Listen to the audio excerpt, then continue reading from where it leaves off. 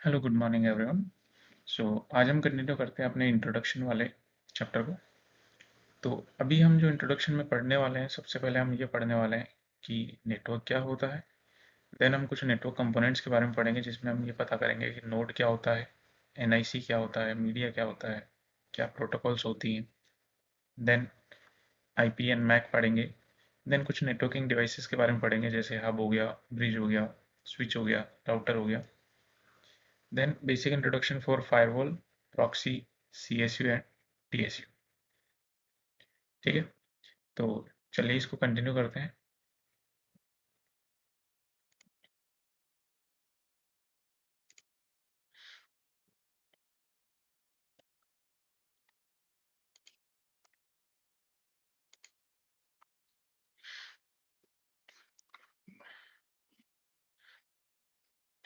Okay, तो सबसे पहले बात करते हैं कि नेटवर्क क्या होता है।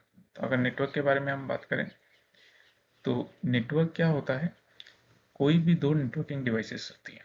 ठीक है, आगे चलते हैं। कोई भी दो नेटवर्किंग डिवाइसेस हैं और उनका जो इंटरकनेक्शन होगा, फॉर एग्जांपल ये एक सिस्टम है, ये दूसरा सिस्टम है, और ये जो दोनों आपस में कनेक्ट हो रही है, तो इन दोनों के बीच का जो कनेक्शन है वही क्या कहलाता है, नेटवर्क कहलाता है। उसी को हम कह देते हैं नेटवर्क। देन ये नेटवर्क क्यों बनाया जाता है, तो नेटवर्क बनाया जाता है कम्युनिकेशन के लिए and sharing data and resources. अगर इन दोनों सिस्टम्स को आपस में कोई बातचीत करनी है, या फिर इन दोनों को एक दूसरे के साथ कोई डेटा शेयर करना है, या रिसोर्सेज मतलब प्रिंटर कह सकते हो कि इनको प्रिंटर शेयर करना है या फिर स्टोरेज शेयर करनी, तो उस पर्पज के लिए ये क्या करते हैं, नेटवर्क बनाया जाता है। अब इसके काफ़ी सारे रीजंस हो सकते हैं, जैसे आप इंफॉर्मेशन शेयर कर सकते हो। इंफॉर्मेशन जैसे ईमेल हो गया, वेबसाइट्स होगी, इनको आप शेयर कर सकते हो। देन फाइल्स के अंदर आप डॉक्यूमेंट्स को, पिक्चर्स को, मल्टीमीडिया फाइल्स को, जैसे म्यूजिक एंड वीडियोस हो गया, उनको शेयर कर सकते हो। रिसोर्स शेयरिंग, रिसोर्स शेयरिंग मतलब printer and storage. Application sharing, जैसे कि टिकट बुकिंग के लिए एप्लीकेशंस होती हैं, शॉपिंग के लिए एप्लीकेशंस होती हैं। तो इन सब पर्पजेस के लिए एक नेटवर्क बनाया जाता है। अब अगर नेटवर्क की बात करें, तो आपका नेटवर्क स्मॉल भी हो सकता है, मीडियम भी हो सकता है और लार्ज भी हो सकता है।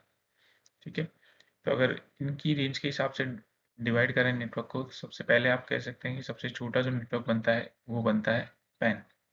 पैन मतलब personal area network, personal area network. अब ये जो नेटवर्क होता है, ये सबसे छोटा नेटवर्क होता है। इसमें सिर्फ दो डिवाइसेस आपस में कनेक्ट होते हैं, ओनली टू डिवाइसेस। और इसकी अगर रेंज की बात करें, तो ऑलमोस्ट 10 मीटर्स की इसकी रेंज होती है। देन ये तो हो गया स्मॉल नेटवर्क। स्मॉल नेटवर्क में आप एक और कंसीडर कर सकते हो, लैन। लैन भी एक स्मॉल एरिया नेटवर्क होता है, जिसको हम बोलते हैं local area network, local area network. अब लैन के अंदर क्या होता है कि लैन में मल्टीपल डिवाइसेस कनेक्ट होती हैं। ठीक है, इसमें जो कनेक्ट होती हैं multiple networking devices.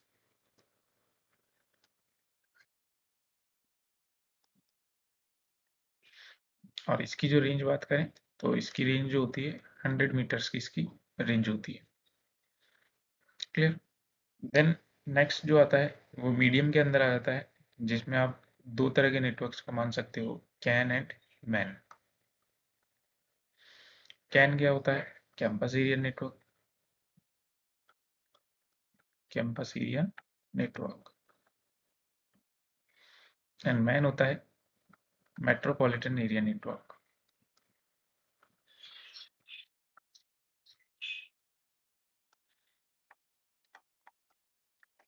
Metropolitan area network.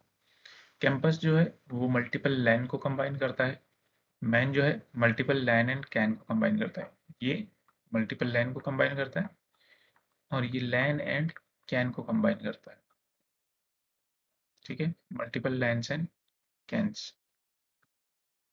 इसकी जो रेंज होती है अराउंड 2 किलोमीटर्स की रेंज होती है, और मेट्रोपॉलिटन एरिया नेटवर्क की जो रेंज होती है अराउंड 40 किलोमीटर होती है, यानी ये सिटी वाइड कवरेज होता है।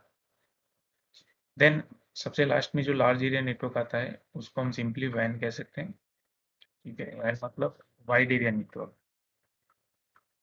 Wide area network. अब वैन जो है एक बहुत बड़ी एरिया को कवर करते हैं, तो इसमें इधर आप एक स्टेट मान सकते हो, एक कंट्री मान सकते हो, या फिर कंप्लीट वर्ल्ड मान सकते हो। और इसका जो जनरल एग्जांपल हम लेते हैं हमेशा वो है इंटरनेट, यानी ये पूरे वर्ल्ड को कवरेज करता है। ठीक है, एंटायर वर्ल्ड में ये कम्युनिकेशन करवा सकता है।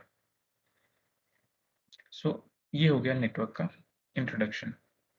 नेक्स्ट अगर बात करें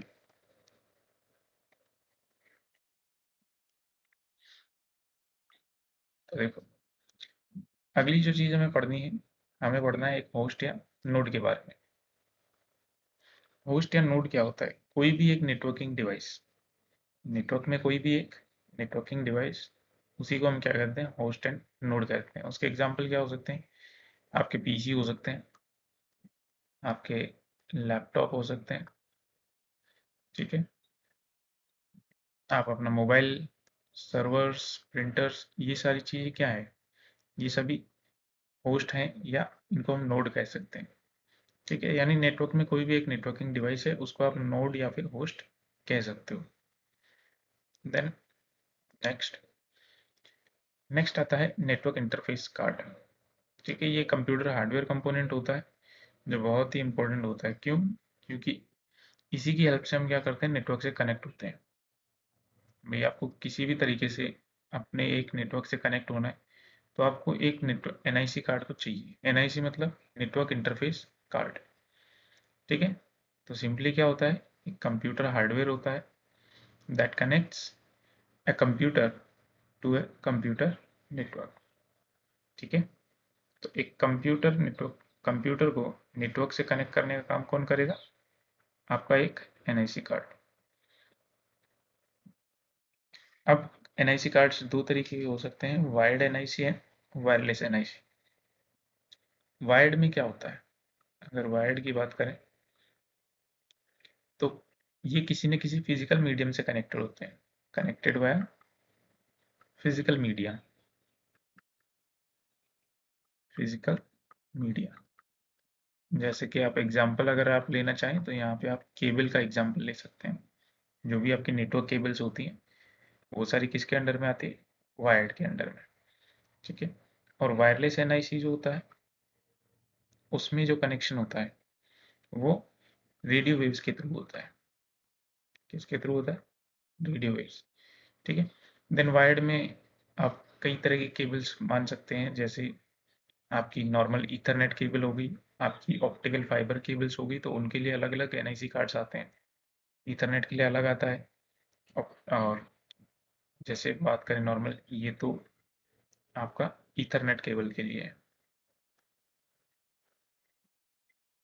ठीक है, ये जो है ये फाइबर केबल के लिए, जिसको हम ऑप्टिकल फाइबर भी बोलते हैं। ठीक है, देन ये जो आप देख रहे हैं यहाँ पे केबल मॉडेम एनआईसी, ये कोएक्सियल केबल के लिए होता है, कोएक्सियल केबल के लिए। ठीक है, और ये जो 802.111 है ये आपका वायरलेस के लिए होता है, यानी सिंपल अगर एग्जांपल लें, वाईफाई। ठीक है, तो इस तरह से हमारे पास wired in wireless NIC cards होते हैं जिनकी हेल्प से हम क्या करते हैं? नेटवर्क से कनेक्ट होते हैं।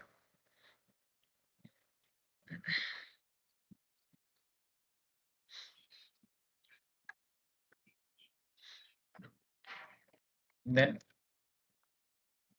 नेक्स्ट अगर हम बात करें तो नेक्स्ट जो हमारे पास आता है, अब हम बात करते हैं नेटवर्क मीडिया के बारे में। तो नेटवर्क मीडिया क्या होता है? अभी हमने बात करा कि जो भी एनआईसी कार्ड्स हैं, तो वो जो दोनों एनआईसी कार्ड हैं, source and destination, source and destination in the sense कि आपका मान के चलो एक सिस्टम जो भेजना चाह रहा है और एक सिस्टम जो रिसीव करना चाह रहा है, तो इन दोनों ने कनेक्ट होने के लिए अपने पास एक एक एनआईसी कार्ड लगा रखे हैं। ठीक है, ये सेंडर है, ये रिसीवर है, ये यहाँ पे इसने एनआईसी लगा रखा है और यहाँ पे इसने एनआईसी कार्ड लगा रखा है। तो अब इन दोनों एनआईसी कार्ड्स को कनेक्ट होने के लिए कोई ना कोई मीडियम चाहिए, तो वो मीडियम क्या होगा, यहाँ पे केबल होगी। ठीक है, और या कहीं इसी मीडियम को हम क्या कहेंगे, मीडिया कहेंगे, नेटवर्क मीडिया। अगर वायरलेस एनआईसी कार्ड लगे होंगे तो ये जो दोनों सिस्टम्स हैं एक दूसरे से वायरलेसली कनेक्ट होंगे।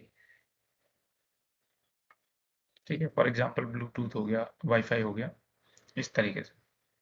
ठीक है, तो नेटवर्क मीडिया क्या होता है, the actual path over which the actual path over which an electrical, in case of copper cable, copper cable के केस में इलेक्ट्रिकल के सिग्नल ट्रेवल करेगा, और यहाँ पे अगर फाइबर केबल की बात करें तो यहाँ पे जो सिग्नल ट्रेवल करेगा वो लाइट सिग्नल ट्रेवल करेगा। ठीक है, तो the actual path over which electrical signal या फिर कहें light signal travel as it moves from one component to another, यानी सोर्स से डेस्टिनेशन जाना है। तो अगर आपकी केबल केबल जो है वो कॉपर केबल है, जिसमें एग्जांपल मान के चलते हैं ईथरनेट हो गया, जो आपकी ईथरनेट केबल होगी या फिर कोएक्सियल केबल होगी, तो इनमें तो कौन सा सिग्नल ट्रेवल करेगा, इलेक्ट्रिकल सिग्नल। ठीक है, और अगर आपकी केबल है फाइबर, तो वहां पे आपका सिग्नल जो ट्रेवल करेगा वो ट्रेवल करेगा लाइट। ठीक है, और इन केस अगर आपका मीडिया जो है वो वायरलेस है, तो वायरलेस मीडिया में क्या होता है, रेडियो वेव्स होती है, तो वहां पे एक तरीके से आप कह सकते हो बीकन्स ट्रैवल करते हैं। ठीक है, बीकन्स कह सकते हो या फिर पैकेट्स कह सकते हो, वो ट्रैवल करते हैं। ठीक है, तो अगर कॉमन नेटवर्क केबल टाइप्स की बात करें तो यहाँ पे कॉपर केबल में दो होती हैं, जैसे एक तो कोएक्सियल केबल होगी और एक ट्विस्टेड पेयर केबल होगी। ठीक है, एक तो होगी ट्विस्टेड पेयर और एक कोएक्सियल। अब ट्विस्टेड पेयर दो तरह की होती है, अनसील्डेड एंड सील्डेड।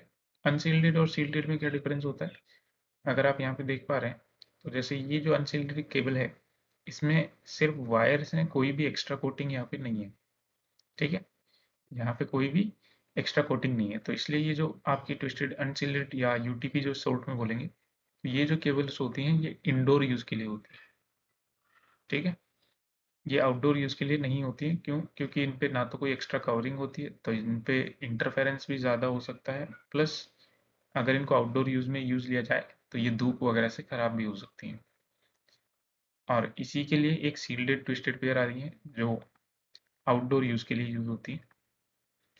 ठीक है, तो इनमें क्या होता है, वायर्स तो होते ही हैं, इनके साथ साथ एक एक्स्ट्रा कोटिंग भी होती है जो इनको इंटरफेरेंस प्लस जो अगर आउटडोर यूज कर रहे हैं तो वेयर एंड टेयर से इनको बचाती है, यानी खराब होने से इनको बचाती है।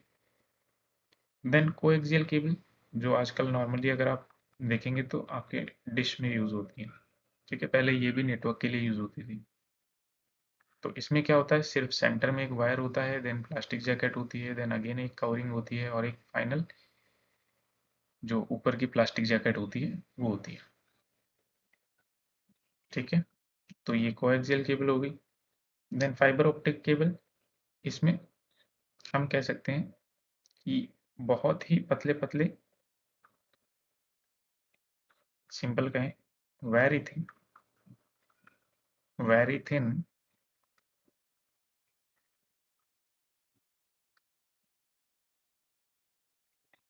Optical fibres, very thin optical fibres. Generally ये ग्लास या फिर प्लास्टिक के होते हैं। ठीक है, डिपेंडिंग ऑन कि केबल की क्वालिटी कैसी है, तो अगर अच्छी क्वालिटी है तो ग्लास पोर होगा, और अगर नहीं है तो प्लास्टिक का पोर होगा।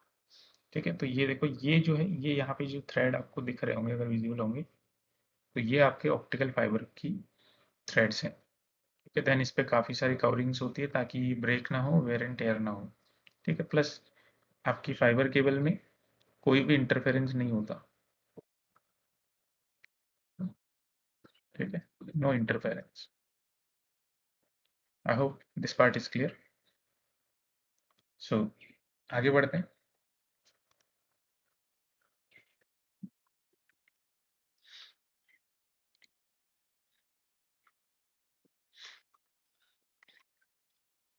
नेक्स्ट आता है नेटवर्क प्रोटोकॉल्स। अब नेटवर्क प्रोटोकॉल्स क्या होती हैं? हमारे पास एक सोर्स है और हमारे पास एक डेस्टिनेशन सिस्टम, यानी जहाँ से हमें कम्युनिकेट करना है और जहाँ पे हमें कम्युनिकेट करना है, वो दोनों सिस्टम्स आपस में कनेक्टेड भी हैं किसी न किसी नेटवर्क मीडिया के थ्रू। ठीक है, for example this is source, this is destination. अब इन दोनों को कम्युनिकेशन करना है, तो अब ये कम्युनिकेट करेंगे कैसे? ठीक है, तो इनका कम्युनिकेशन एनेबल करने के लिए काफ़ी सारी प्रोटोकॉल्स का यूज़ किया जाता है। और प्रोटोकॉल्स क्या होती हैं? सेट ऑफ रूल्स होती हैं।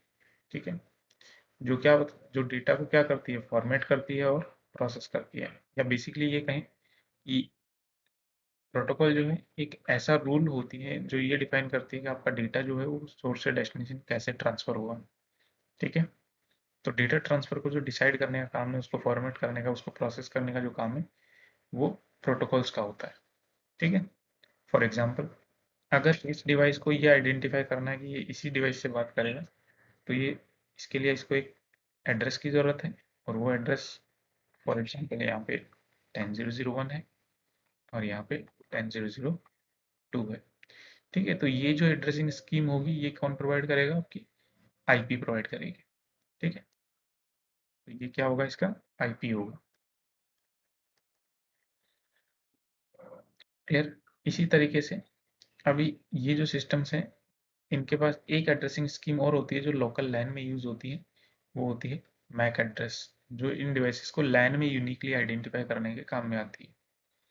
ठीक है, तो फॉर एग्जांपल इसका मेक 1.1.1 है और इसका मैक एड्रेस जो है 2.2.2 है। ठीक है, लेकिन इनिशियली अब इन दोनों डिवाइसेस को एक दूसरे का पता नहीं होगा, तो अगर इसको इससे कम्युनिकेशन करना है, अगर सोर्स को डेस्टिनेशन के साथ कम्युनिकेशन करना है, तो सोर्स को क्या चाहिए? डेस्टिनेशन का मैक एड्रेस का पता होना चाहिए। क्यों? क्योंकि लोकल लैन में ये तभी कम्युनिकेट कर पाएंगे। देन अब किसी मतलब ये जो सोर्स है, ये डेस्टिनेशन का मैक एड्रेस कैसे पता करेगा? तो ये पता करने के लिए आपकी आर प्रोटोकॉल होती है, जिसको हम बोलते हैं address resolution protocol. Address resolution protocol.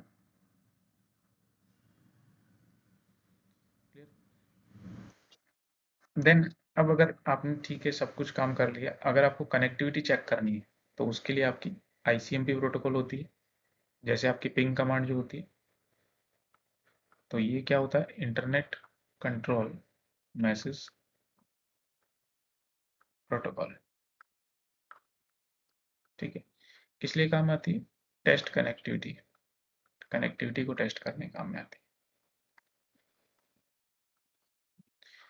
Then next होती है एचटीटीपी, जो वेब ट्रैफिक के लिए काम में आती है। HTTPS secure web traffic.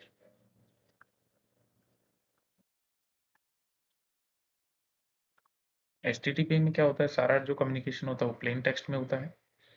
इसमें किस में होगा? Plain text.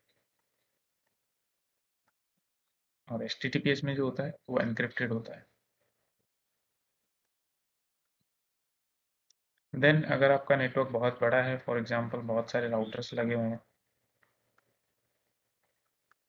ठीक है, और ये सब आपस में इस तरीके से कनेक्टेड है, तो अब डेटा ट्रांसफर करने के लिए कुछ ना कुछ प्रोटोकॉल होनी चाहिए। तो वो प्रोटोकॉल्स यूज होती हैं, काफ़ी सारी होती हैं, जैसे रिप हो गया, ओएसपीएफ हो गया, ईआईजीआरपी हो गया, बीजीपी हो गया। ऐसे करके बहुत सारी प्रोटोकॉल्स होती हैं जो सोर्स टू डेस्टिनेशन आपका कम्युनिकेशन करवाने के लिए काम में आती हैं। ठीक है, तो ऐसे करके नेटवर्क प्रोटोकॉल्स होती हैं। आई hope this part is clear, क्योंकि ये जो सारी प्रोटोकॉल्स हैं इनको हम आगे डिटेल में कवर करने वाले हैं। सो आगे बढ़ते हैं।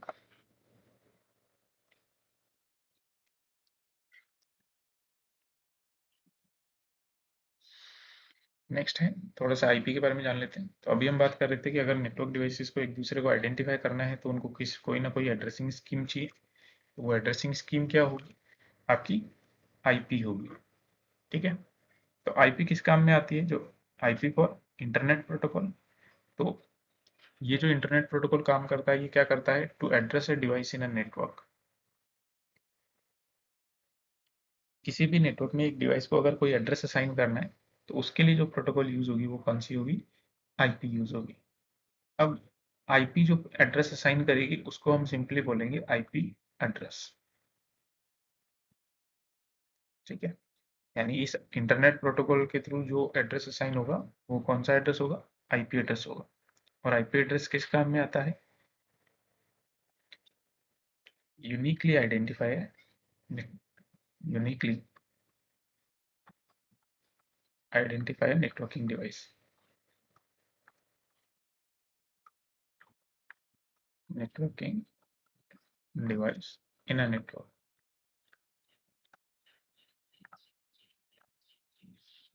ठीक है, और इस आईपी के दो वर्जन्स होते हैं। पहला होता है IPv4 और दूसरा होता है IPv6।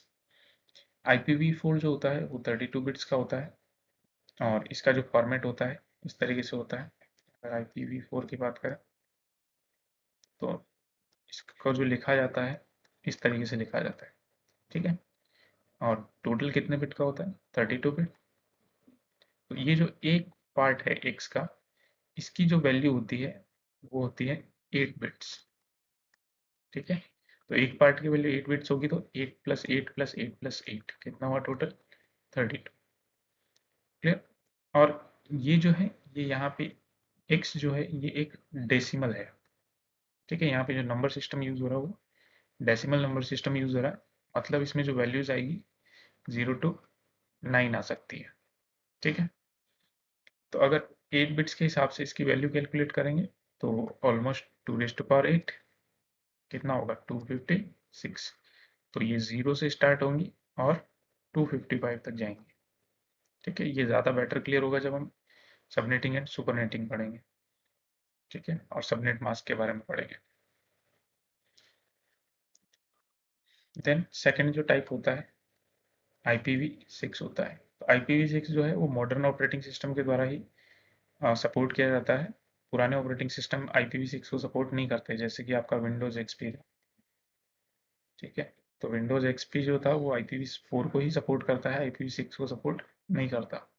तो इसको आप सिंपली कह सकते हो नेक्स्ट जनरेशन एड्रेसिंग स्कीम।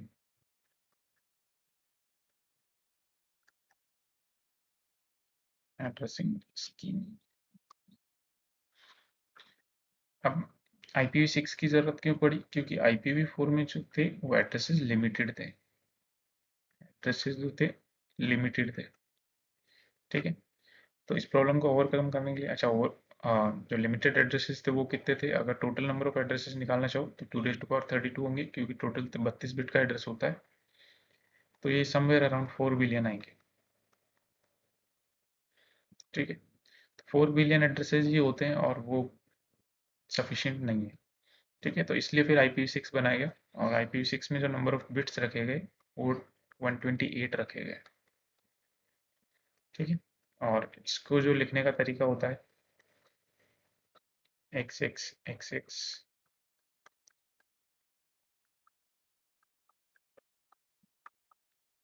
3 4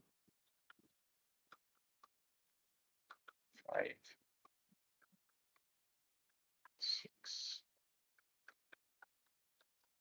7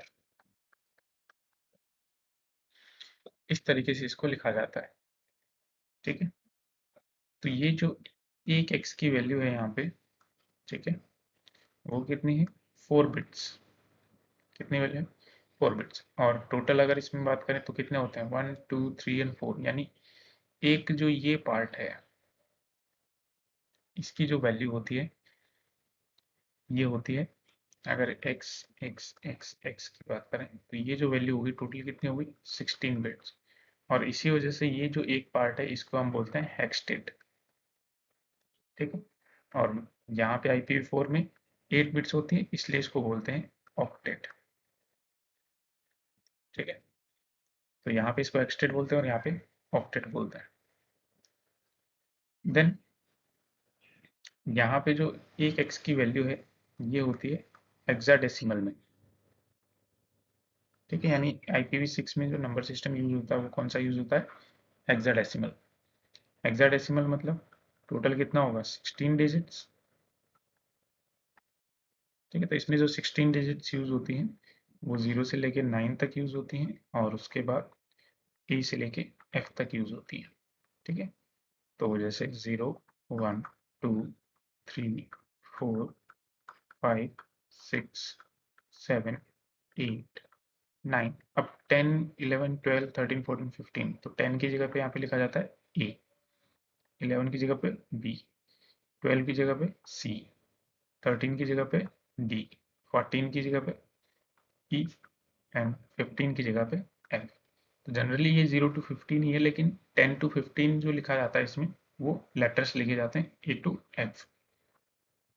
ठीक है, so I hope this part is clear. So ये था हमारा आज का इंट्रोडक्शन के बारे में। अब कल हम पढ़ेंगे कुछ नेटवर्किंग डिवाइसेस के बारे में, और उम्मीद करता हूँ वीडियो अच्छा लगा होगा, समझ में आया होगा। अगर वीडियो अच्छा लगा हो तो वीडियो को लाइक कर देना, चैनल को सब्सक्राइब करके बेल आइकन को दबा लेना ताकि आने वाली वीडियोस की नोटिफिकेशन मिस ना हो। Have a good day, bye bye.